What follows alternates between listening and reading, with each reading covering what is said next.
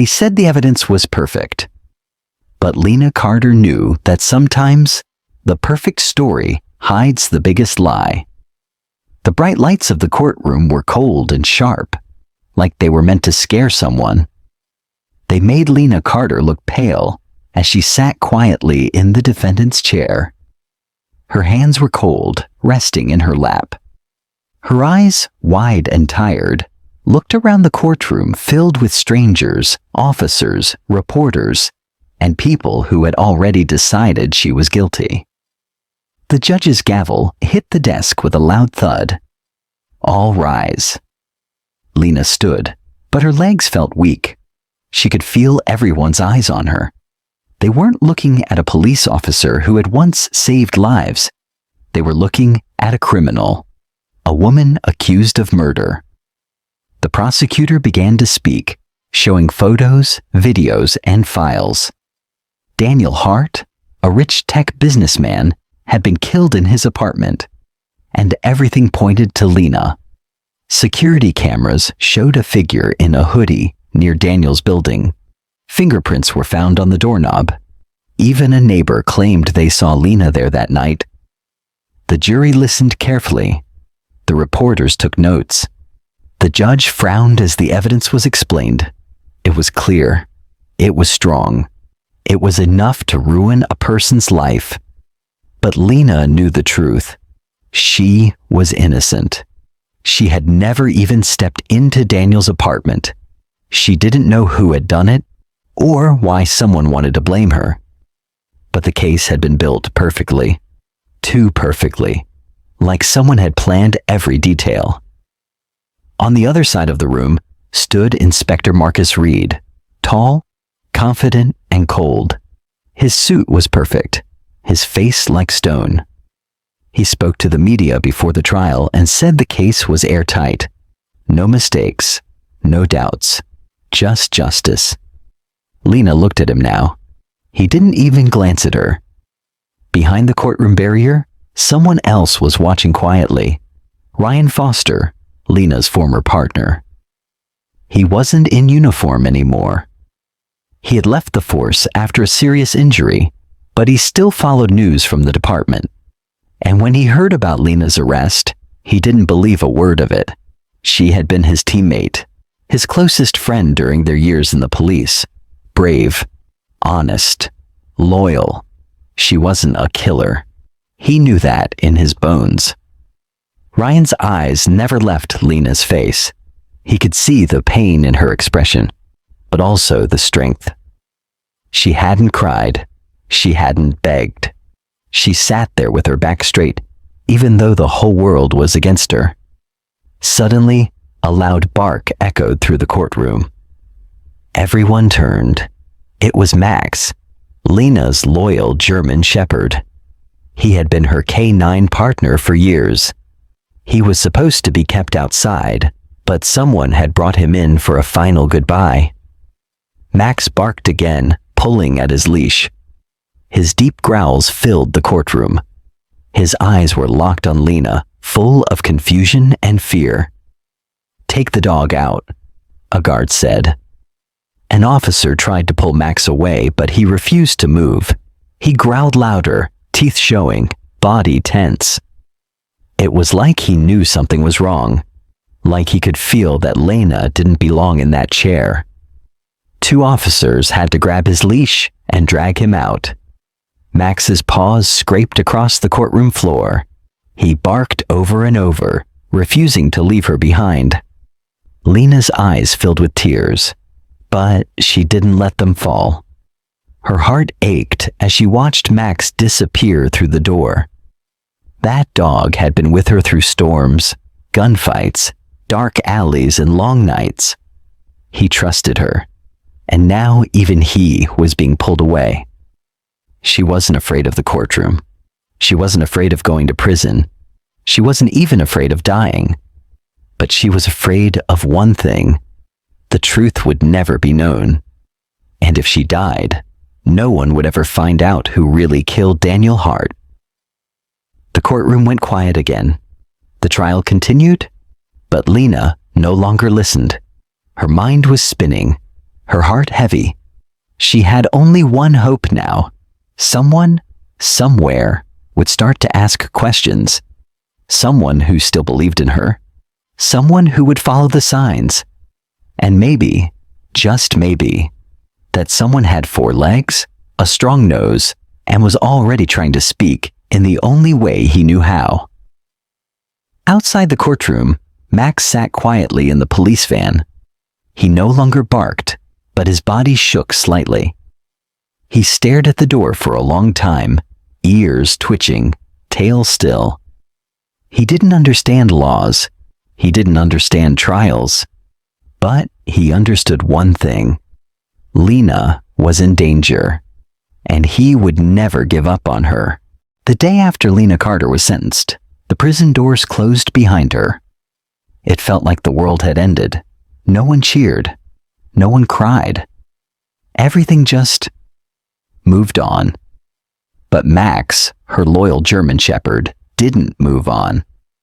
He was transferred to a new K-9 unit, where the officers were told he was a well-trained dog with years of experience. They expected obedience, loyalty, sharpness, the kind of dog who had once helped catch criminals and protect officers in danger. Instead, what they got was a dog who refused to work. Max ignored every command. Sit, heel, track. Nothing worked. He didn't bark. He didn't wag his tail. He didn't eat much, just picked at his food and left the rest untouched. He just lay in his kennel all day, his eyes locked on the door. Every time someone walked past, his ears twitched and he lifted his head, only to drop it again when he realized it wasn't her. Trainers tried everything. They gave him toys, treats, even took him for long walks. But Max had no interest in any of it. It was like a switch had been turned off inside him. "He's shutting down," one officer said. "We might have to retire him early." But someone else heard about Max's condition. Ryan Foster. Ryan hadn't been able to stop thinking about Lena since the trial. He didn't trust how quickly the case had been closed. He remembered the woman he used to work beside. Strong, smart, kind. Not someone who would ever kill an innocent man. And when he heard Max was no longer responding to anyone, he knew something wasn't right. So, he drove straight to the training center. "Are you sure you want him?" the trainer asked. "He doesn't do much anymore." "I don't care," Ryan replied. "He doesn't need to work. He just needs someone who won't give up on him." When Ryan walked into the kennel area, Max didn't react at first. He lay curled up in the back of his cage, head resting on his paws. His fur looked dull, and his eyes were lifeless. But then Ryan crouched down just outside the cage and spoke softly. "Hey, buddy," he said. "You miss Lena, don't you?" Max's ears shot up. Then suddenly, he jumped to his feet, ran toward the door of the kennel, and began scratching wildly, his claws clicking against the metal. He barked, then howled, his body shaking with energy no one had seen for days. A trainer rushed over, shocked. "He hasn't done this since he got here." Ryan looked at Max with a heavy heart. "Every time he hears Lena's name?" The trainer nodded. "Yeah, it's like a trigger. Like he's trying to tell us something." Ryan opened the cage slowly. Max rushed out and placed his front paws on Ryan's chest, whining loudly, tail wagging just a little. His eyes were wide, and his nose kept sniffing Ryan's clothes. Ryan hugged him tight. "You know something, don't you?" he whispered. "You were with her that night. You saw what happened." Max didn't stop barking now. He ran to the door of the center, scratched at it, then looked back at Ryan. He wanted to go. He wanted to show something. Ryan's heart pounded. "You're not just sad, you're trying to talk." Max barked once. Loud, sharp, and full of urgency. Ryan stood up. Something about Max's behavior gave him hope. It was more than grief. It was purpose. Ryan looked at the trainers. "I'm taking him home." The trainers gave a slow nod. "He's all yours now. But be careful. That dog's carrying a storm inside." That evening, Ryan sat in his apartment with Max at his feet. The dog didn't sleep. He kept pacing, stopping only to look at Ryan, then the door. He was restless, focused, almost like he was waiting for a chance to act. Ryan stared at his laptop screen, a file open in front of him. Daniel Hart's case, the timeline, the photos, the security footage, the fingerprints. Everything looked perfect. Too perfect. Ryan whispered, "What did we miss, Max?" "What are you trying to show me?" Max barked softly and laid his head on Ryan's lap. Ryan ran his fingers through the dog's fur. "We'll figure it out, I promise. But we can't do it alone." He looked at a contact number glowing on his phone screen. He hadn't spoken to her in years, but there was one person who might help.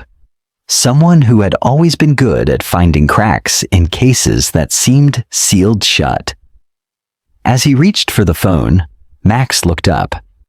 Ryan smiled slightly. "Let's go hunting, partner. One last case." It was just past midnight when Ryan Foster was jolted awake by a deep, rumbling growl. He blinked, heart pounding. The room was dark except for the soft light from the street lamp outside, casting faint shadows on the walls. Max stood near the door, completely still, ears up, body tense, growling low and steady. His eyes didn't move. He was staring straight at the front door, as if something or someone was there. Ryan sat up quickly and grabbed the gun he kept in the drawer. He moved slowly toward the door and peeked through the peephole. Nothing. He opened it cautiously, checked the hallway, then stepped outside. There was no sound except the hum of the city at night. No footsteps, no voices, no signs of life. Just silence. But Max didn't relax. His growling grew louder and his tail was stiff, not wagging. Ryan looked at him closely. "You smell something, don't you?" Max barked once, sharp and alert.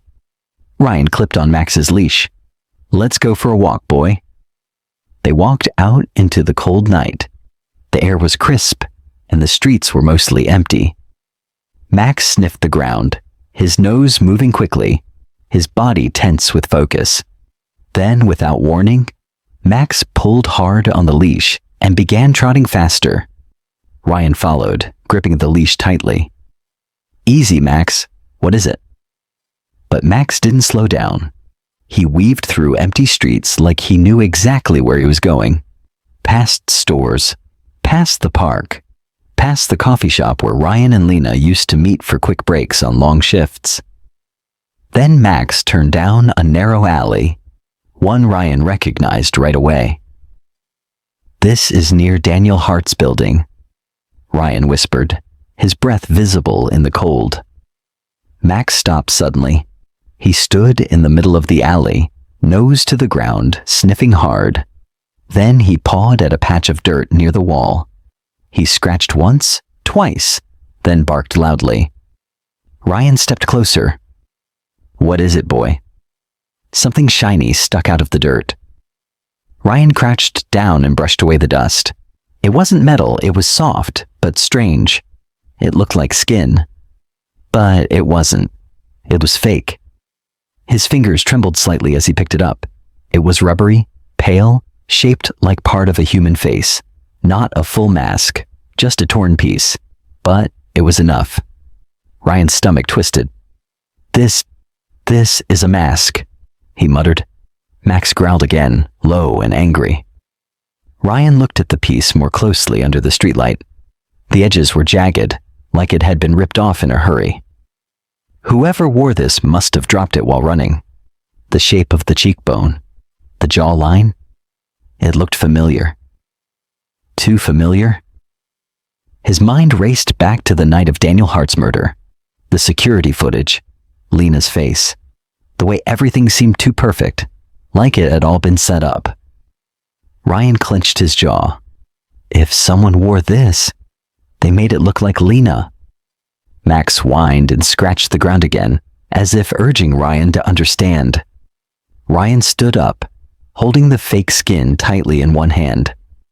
His heart was pounding, his breath quick. Someone framed her, he whispered. They wore this so people would think she was there. He looked down at Max. You brought me here on purpose, didn't you? Max wagged his tail just once, then stared up at Ryan, waiting. Ryan shook his head slowly, eyes wide with disbelief. This changes everything. He took a deep breath and looked around the alley again. There might be more evidence here. A trail, a clue, something else the police missed, or ignored, but not tonight. The wind was picking up, and he needed to keep this piece safe.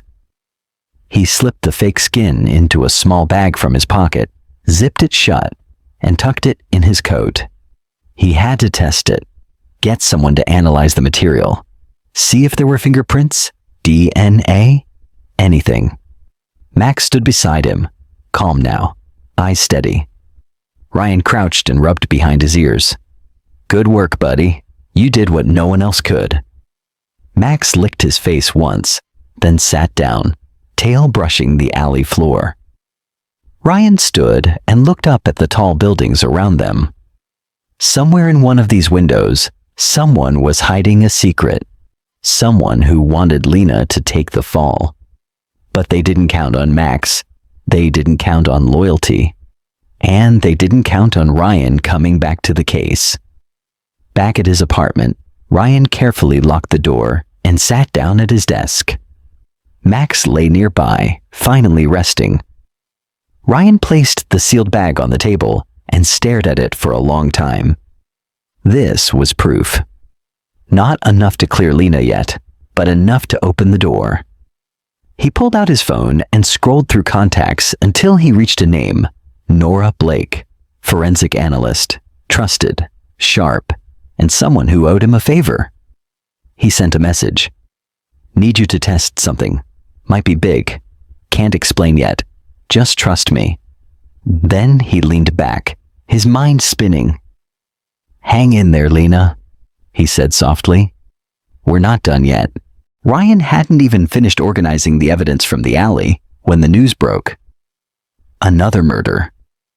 This time, the victim was Victor Lane, a wealthy businessman who once had strong ties to Daniel Hart. The report came in early that morning. Ryan sat frozen at his desk, coffee in hand as the news anchor described it live. Victor Lane was found dead in his downtown penthouse earlier this morning. Police have not released many details, but sources say the scene is disturbingly similar to the murder of Daniel Hart. Ryan's stomach tightened. He turned to Max, who lay silently nearby, but lifted his head at the sound of the TV. Ryan grabbed his coat. We're going. At the scene, yellow tape fluttered in the cold wind. Police officers stood around the building, keeping the press at bay. Ryan showed his old badge and was waved in without question. Once a detective, always a detective, at least in the eyes of the force.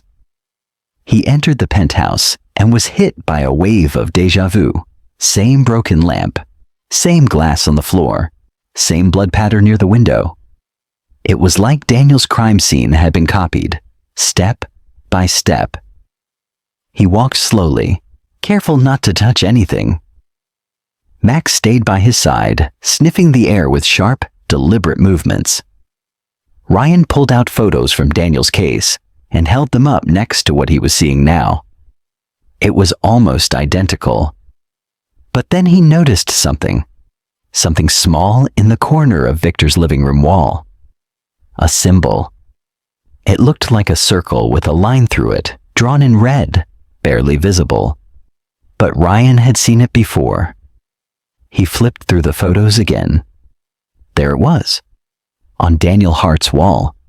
The same symbol. His heart skipped a beat. This wasn't random. This wasn't about revenge or money. This was a message. Max walked to the corner where the symbol was and sniffed it. Then he turned to Victor's photo, which was lying on a nearby table. His growl was low and deep. Ryan looked at him, puzzled. "You don't like him?" Max growled again, louder this time, and barked once. Ryan picked up the photo. "What is it, Max?" He brought it closer. Max sniffed it hard, then suddenly turned toward the door and barked again. Ryan followed him out into the hallway. Max was pacing now, nose close to the ground. "He smells something," Ryan muttered. "Something familiar." Max stopped in front of the elevator and looked back. Ryan pressed the button. As the elevator doors opened, Max barked again and pulled at the leash. They stepped in. "I think you know where to go," Ryan whispered. Back at Ryan's place, he laid both crime scene photos side by side on the table. He stared at the symbols again. "What do you mean? What are you trying to say?" He quickly searched the symbol online. It appeared in old conspiracy files. Some kind of mark used by a secret group. Mostly rumors, nothing official. But one thing kept showing up. False face, hidden truth. Ryan read it aloud. False face, like a mask. He remembered the piece of fake skin Max had led him to. He pulled it out from the evidence bag and stared at it. Whoever was doing this wasn't just killing people. They were hiding behind someone else's face. They framed Lena once, and now they're repeating the pattern, to make sure no one asks questions. Ryan stood and began pacing. Victor and Daniel. They were connected. Both rich, both powerful, both hiding something. Max gave a soft whine and rested his head on Ryan's leg. Ryan placed a hand gently on his fur. "You're right. This goes deeper." He opened an old case file and began digging into Daniel Hart and Victor Lane's business history. A shared company? Old projects? A name kept popping up in legal notes. Orion Trust. Ryan scribbled the name down. "I've heard of this. Private investments, offshore deals, shady stuff." He looked down at Max. Maybe Lena got too close. Maybe someone wanted her out of the way. Max's ears perked. Ryan tapped the table. "And that someone. They're still out there." He looked again at the symbols. They're not just marking the scene. They're marking their message. He stood up and pulled out a new folder. One word written on the front. Suspects. Ryan flipped it open and added the first page. Victor and Daniel's connection. Then he added the photo of the symbol. Then he added a note that simply read, "Mask equals frame job." He sat back in his chair and stared at the wall. There was something else he couldn't shake. Max's reaction to Victor's photo. Did Max remember Victor? Had he been in Lena's apartment? Or at the police station? Or worse, had Max seen him before Daniel died? Ryan turned to Max. "You're not just leading me to clues, are you?" Max looked up, his deep eyes filled with something close to urgency. "You're trying to tell me who?" Just then, Ryan's phone buzzed. It was a message from Nora, the forensic analyst. "That sample you gave me. It's definitely a synthetic mask. And there's something else. I found traces of adhesive, but also something under the surface. DNA. Not Lena's." Ryan stared at the message, hope flickering in his chest. "Got you," he whispered. He looked at Max. "Now we hunt." The city was quiet that night. Almost too quiet. Ryan Foster sat across from Ethan Cole in a small, dimly lit diner on the edge of town. The only sound was the hum of a flickering sign outside and the occasional clink of a spoon against a cup. Ethan was a journalist, but not the kind that wrote about traffic or politics. He investigated the dark corners of power, secret deals, hidden groups, and the kind of people who didn't like being seen. Ryan slid a photo of the strange symbol across the table. Ethan didn't even need to look twice. "That's Black Viper," he said, voice low. Ryan raised his eyebrows. "What's that? A gang?" Ethan leaned in. "Number worse. They're a group of highly trained assassins, hired by powerful people to do things the law can't touch. They erase evidence, kill witnesses, and frame innocents if needed. They wear masks, sometimes literal ones, just like the one you found." Ryan's heart sank. He thought it might be something like this, but hearing it out loud made it real. "And they framed Lena?" Ryan asked. Ethan nodded slowly. "If that symbol showed up at both murder scenes, and your dog found a fake skin mask?" "Yeah, that's Black Viper's work." Ryan clenched his fists. "I think I know who helped them." He pulled out a folder and opened it to show two names, Marcus Reed, Richard Vaughn. Ethan's eyes darkened. "Reed? The inspector from Lena's trial?" Ryan nodded. "And Richard Vaughn, the assistant police commissioner. Both were close to Daniel Hart and Victor Lane. Both pushed for Lena's arrest the moment the evidence came in." Ethan ran a hand through his hair. Then Lena was never the target. She was just in the way. Or maybe she found something she wasn't supposed to, Ryan muttered.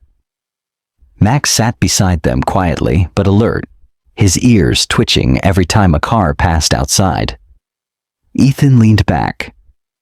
"Do you have anything solid?" Ryan reached into his bag and pulled out a sealed plastic evidence bag. Inside was a black leather glove, torn at the edge. Max found this near the alley where the mask was dropped. Forensics says it has blood on it. Someone else's, not Lena's. "And?" Ryan took a breath.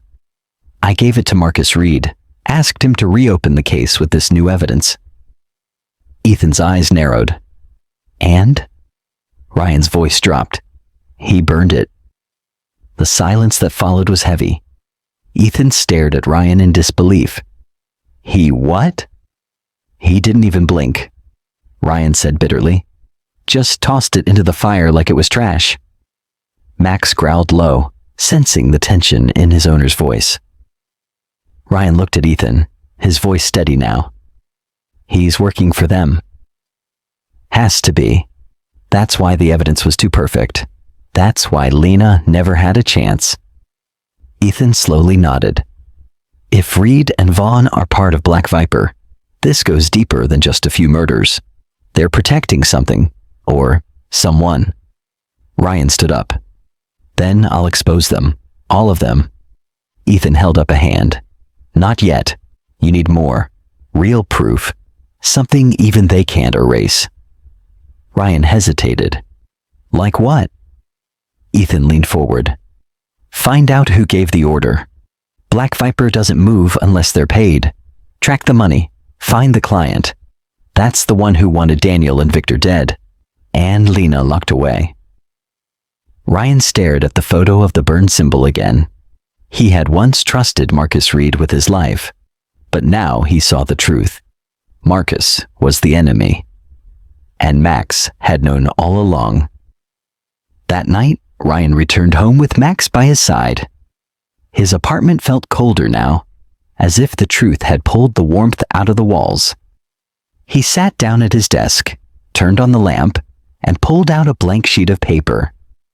At the top, he wrote 3 names: Daniel Hart, Victor Lane, Lena Carter. He drew arrows between them, connecting them to the symbol and then to Marcus and Vaughn. At the bottom, he wrote, "Find the client." Max came over and rested his head on Ryan's lap. Ryan stroked his fur. "You were right, boy. You've always been right." Max wagged his tail once, then looked toward the window. Ryan followed his gaze. Outside, a black car slowly passed by. His hand moved toward his gun. The car didn't stop, but the message was clear. They were being watched. Ryan stood up and looked at Max. No more waiting. Tomorrow we go to Vaughn's office. There has to be a file, a paper trail, something they missed. Max gave a soft bark in agreement. Ryan looked at the wall, where the burn symbol was now pinned beside the photos.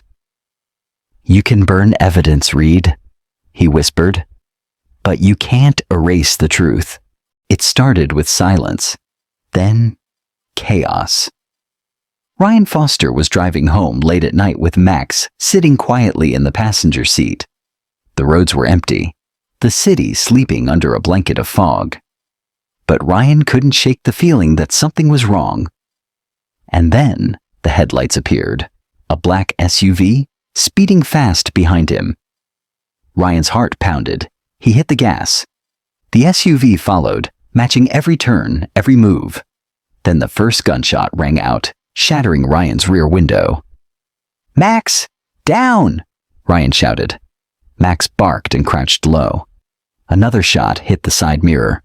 Ryan swerved hard, tires screeching, trying to lose the SUV. But the black vehicle stayed close. Too close. Bullets flew past, missing by inches. Then a second window shattered. Ryan made a sharp turn into a narrow alley.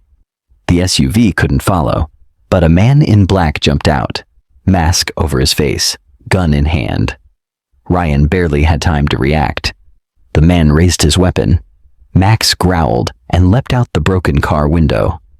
The dog lunged at the attacker, knocking him off balance just as the gun fired. The bullet missed Ryan and slammed into a wall.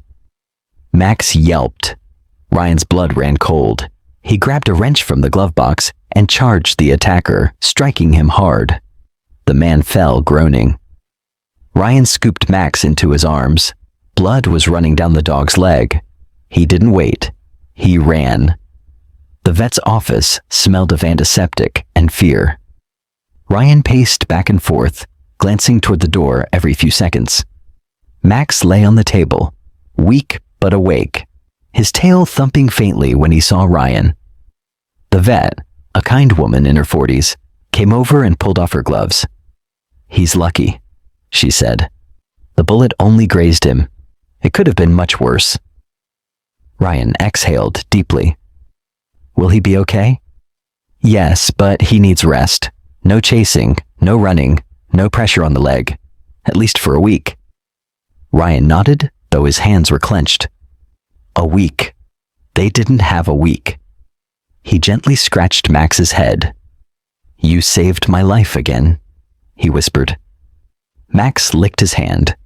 Then Ryan's phone buzzed. He pulled it out. A message from Ethan. "Meet me.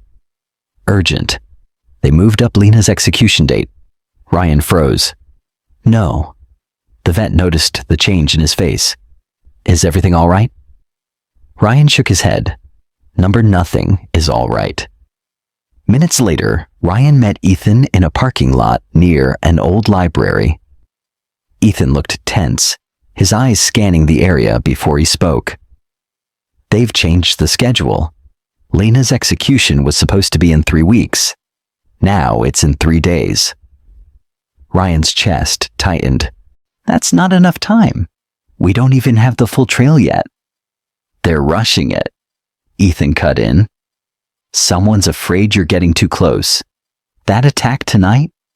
That was Black Viper trying to shut you up." Ryan nodded slowly. "And Max got hurt because of me." Ethan lowered his voice. "They know you're digging. And they won't stop until you're dead or quiet." Ryan pulled out a flash drive. "This is everything we found so far. Photos, voice notes, even a half-burned paper Vaughn dropped last week. It links Vaughn to a numbered account in Panama. Large payments. Very large." Ethan's eyes widened. "That's your link. The client who hired Black Viper." "But it's not enough," Ryan said. "It won't save Lena." Ethan stared at him, then said, "There's one more name. One person who might be the key to all this." Who? Ethan hesitated. Then he said, Cameron Shaw. He used to work for Black Viper. He disappeared 5 years ago, went into hiding. He knows how they operate. If we can find him? Ryan finished the sentence. We might have a chance. Ethan nodded.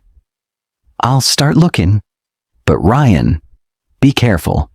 They've already tried to kill you once. Ryan looked down at Max, resting quietly in the car.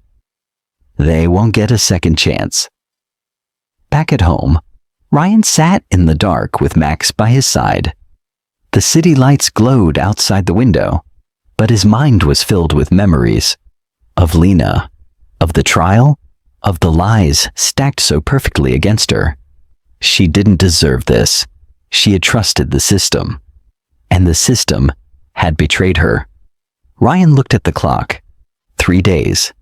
He grabbed a notepad and scribbled names, timelines, details, every piece of the puzzle he had so far. He pinned a map to the wall, marking locations with red dots. He was building something, not just a case, a plan. Max whimpered softly, shifting in his bed. Ryan knelt beside him and said gently, Rest, boy. You've done more than enough. He looked out the window again. He wasn't going to let Lena die for a crime she didn't commit. Not while he was still breathing. Lena Carter sat in her cold, dark cell, staring at the small window. She had been waiting for days, knowing something was wrong. The prison guards weren't just watching her. They were waiting for the right moment to take her life. Lena had always trusted the system, but now it had failed her. She knew they wanted her dead. The evidence was fake, and no one was listening. That night, her worst fear came true. The guards brought her food, but before Lena could touch it, another prisoner grabbed the tray. The woman barely had time to eat before she collapsed. Dead. The food was poisoned. Lena felt a cold rush of panic. They were trying to kill her. They didn't care about innocence. She had to escape. It wasn't long before a fight broke out between 2 other prisoners. Lena saw her chance. She ran quickly, blending into the chaos. She slipped past the distracted guards and made her way to the supply closet. There she found a police badge, a small but vital piece of her escape. With shaking hands, she put the badge in her pocket, her heart racing. She could hear the sound of guards shouting behind her, but she didn't stop. The door to the prison yard was in front of her, and beyond that, freedom. Lena stole a police car that was parked just outside the prison gates. She didn't know how long she could keep driving, but she had to try. The engine roared as she sped down the road, trying to stay calm. Her plan was simple: get as far away from the prison as possible. But as she turned onto the highway, blue lights flashed behind her. She looked in the rearview mirror. Police cars. Lena pushed the pedal harder, her pulse pounding in her ears. But no matter how fast she went, they were gaining on her. Just as she thought it was over, just as she saw the police cars closing in, she heard something that made her heart leap. A bark. Maximum. Her loyal German shepherd, the dog she had once trained, was running beside the police cars, his eyes fixed on her. And beside him, Ryan. Lena almost didn't believe it. Ryan was here, but it wasn't enough. A moment later, the police surrounded her car. They yanked Lena out, pulling her away before she could even react. Max tried to get to her. He whined and struggled to follow, but the officers pushed him away. He wasn't going to stop, though. His eyes stayed locked on Lena. As they dragged her back to the police cars, she locked eyes with Ryan. His face was full of worry, but there was something else: determination. Ryan wasn't giving up on her, but before she could say anything, she was shoved into the back of a vehicle. The journey felt endless, and Lena didn't know where they were taking her.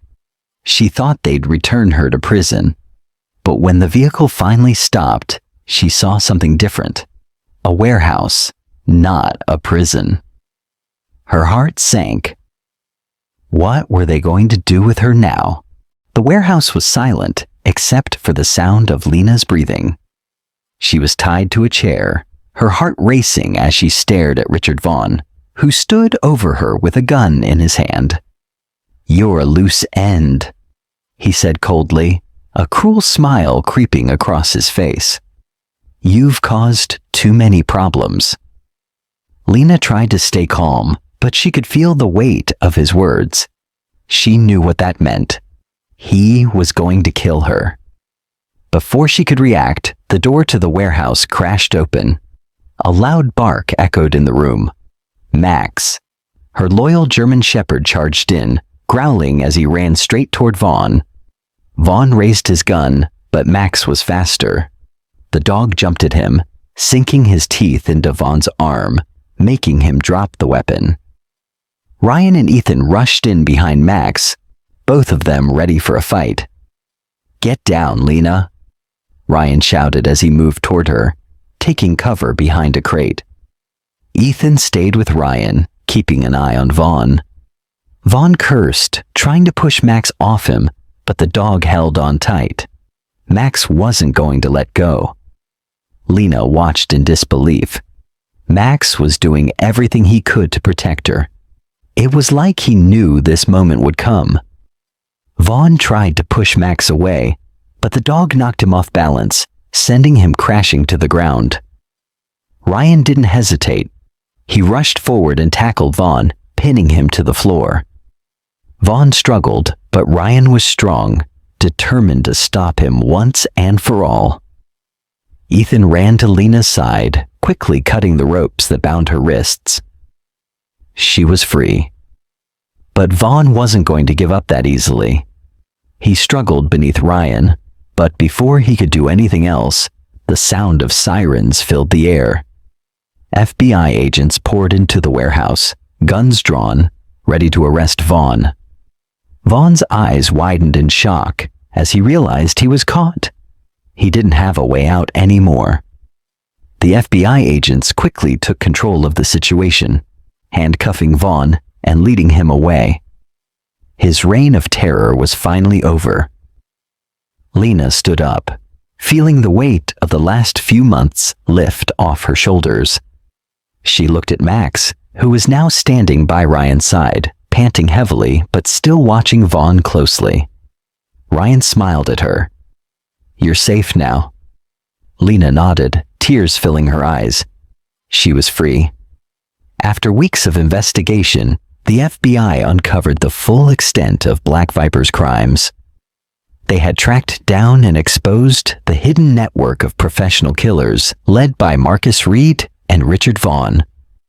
The group had been responsible for countless murders, and it had all started with their plot to frame Lena for Daniel Hart's death. Marcus Reed, knowing that he was facing life in prison, tried to escape the law by disguising himself with a fake face and changing his appearance. He hoped to slip through the cracks unnoticed, but Max, with his sharp instincts, wasn't fooled. At the airport, Max sniffed him out, recognizing the scent despite the disguise. "Marcus Reed," Ryan whispered as they closed in on him. "You're not getting away this time." The FBI agents quickly took Marcus into custody. There was no more hiding for him or any of the other criminals involved in Black Viper. With both Marcus and Vaughn behind bars, justice had finally been served. The case that had haunted Lena for so long had come to a close. The evidence was clear, and the truth had been exposed. Lena, Ryan, and Max were invited to a ceremony where they were honored for their bravery. The room was filled with applause as they stood before a crowd of law enforcement officials and reporters. Lena could hardly believe it. She had been through so much, and now she was being recognized for her courage. Max, the loyal German shepherd, was given a special medal for his role in helping bring down Black Viper. He had become a hero in the eyes of everyone who had witnessed his loyalty and bravery. His nose had led Ryan and the FBI to the truth, and without him, the case may have never been solved. As the ceremony ended, Lena knelt down to pet Max's head. Her heart swelled with gratitude as she looked into his eyes. "You never gave up on me," she said softly, her voice filled with emotion. Max wagged his tail, his eyes full of affection. He had done his duty, protecting his partner, Lena, to the very end. They were a team, and no matter what happened, they had each other. The nightmare was over, and they could finally move on. Lena had her freedom, and Ryan and Max would always be by her side. The bond between them was unbreakable, built on trust and loyalty. They had fought for the truth and won. As they walked away from the ceremony together, Lena couldn't help but smile. She had found justice, but most importantly, she had found a friend who would never give up on her. And that was all she needed.